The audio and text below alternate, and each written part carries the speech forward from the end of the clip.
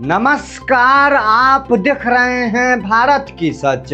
क्या किसी मजबूत राजनीतिक पार्टी का कुछ ही महीनों में इस तरह बिखर जाना कितना संभव है?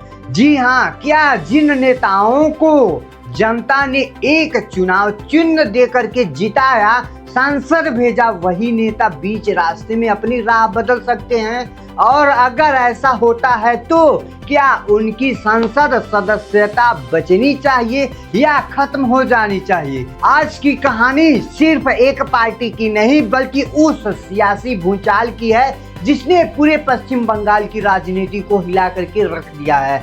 एक समय था जब ममता बनर्जी की पार्टी टीएमसी को पश्चिम बंगाल की सबसे मजबूत राजनीतिक ताकत माना जाता था। जी हाँ, विरोधी भी मानते थे कि पार्टी के संगठन पर उनकी मजबूत पकड़ बनी हुई है, लेकिन चुनावी हार के बाद जो घटनाएं शुरू हुई है उन्होंने पूरे राजनीतिक समीकरण को ही बदल करके रख दिया है। सबसे पहले पार्टी के भीतर असंतोष की खबरें सामने आने लगी है। कई नेताओं ने खुलकर के सवाल उठाना शुरू किया कि भाई धीरे धीरे यह असंतोष बगावत में बदल गया। पहले कुछ विधायक अलग हुए, फिर मामला सांसदों तक पहुंच गया और देखते ही देखते टीएमसी के करीब 20 सांसदों ने पार्टी छोड़ करके एक नई राजनीति गुट का साथ पकड़ लिया। यही से शुरू हुई असली सियासी लड़ाई। इन सांसदों के जाने के बाद टीएमसी के भीतर हलचल मच गई। पार्टी नेतृत्व लगातार बैठकों में जुट गया। सवाल सिर्फ सांसदों के जाने का नहीं था बल्कि ये भी था कि आखिर इतने बड़े स्तर पर पार्टी में टूट क्यों हुई।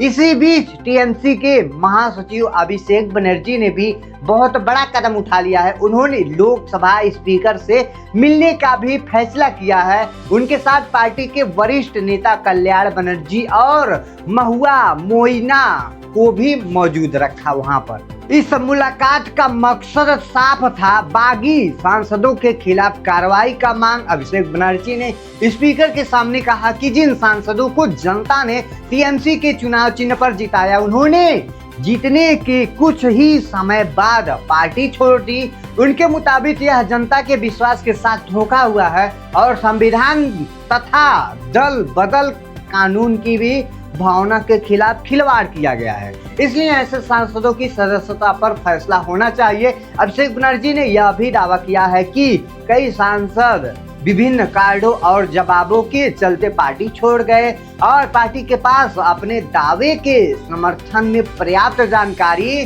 वो रखते हैं। उन्होंने कहा है कि अगर जनता किसी उम्मीदवार को एक पार्टी के नाम पर चुनती है तो बाद में दूसरी पार्टी में जाना लोकतांत्रिक नैतिकता पर बड़ा सवाल खड़ा करता है। लेकिन कहानी यही खत्म नहीं होती है। जिस पार्टी में ये सांसद शामिल हुए उसी में अब टीएमसी की पूर्व सांसद काकोली घोष दस्तीदार को बड़ी जिम्मेदारी मिल चुकी है। इसके साफ है संकेत इनका साफ मिला है कि यह सिर्फ कुछ नेताओं का इस्तीफा नहीं बल्कि एक संगठित राजनीतिक बदलाव है। अब पूरे पश्चिम बंगाल में एक ही चर्चा शुरू हो गई है, क्या टीएमसी की सबसे बड़ी ताकत अब उसकी सबसे बड़ी कमजोरी बन चुकी है? क्या यह सिर्फ शुरुआत है या अभी और बड़े चेहरे पार्टी छोड़ सकते हैं? और सबसे बड़ा सवाल, क्या लोकसभा स्पीकर इन सांसदों की सदस्यता पर कोई बड़ा सवाल लाने की कोशिश कर रही है?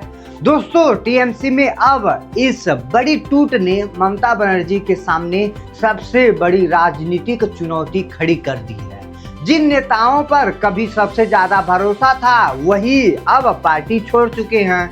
बागी नेताओं का आरोप है कि पार्टी में फैसले कुछ ही लोगों तक सीमित हो गए हैं, जबकि टीएमसी नेतृत्व में इन आरोपों को पूरी तरीके से खारिज करता है।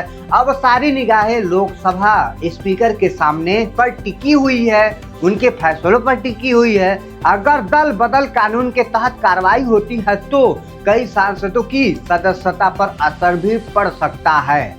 वही अगर ऐसा नहीं हुआ तो यह मामला आगे और राजनीतिक तथा कानूनी बहस का विषय भी बन सकता है।